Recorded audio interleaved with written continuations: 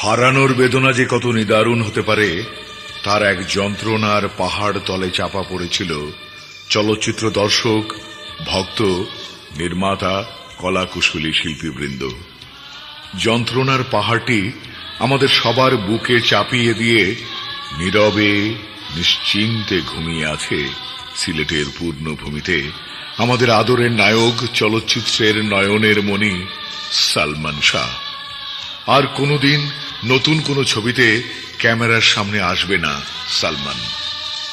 সালমান থাকবে শুধু তাঁর অভিনীত ছবির পর্দায় আর প্রিয়জন শিল্পী ভক্তদের প্রাণে প্রাণে।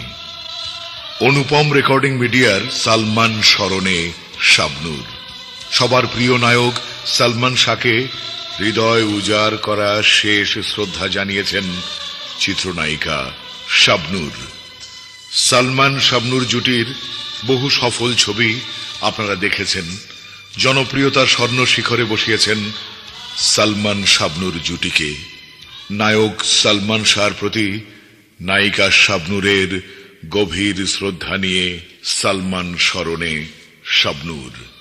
সেতু রেকর্ডিং স্টুডিওর ডিজিটাল সাউন্ড সিস্টেমে শাহরিয়ার আহমেদ কাজলের রেকর্ডিংয়ে আপনাদের বিনোদন বন্ধু এই আমি মাজহারুল ইসলাম গভীর বেদনা, শোকে আর শ্রদ্ধায় তুলে দিলাম অনুপমের এই অমূল্য স্মৃতিচারণ সালমান স্মরণে শাবনূর।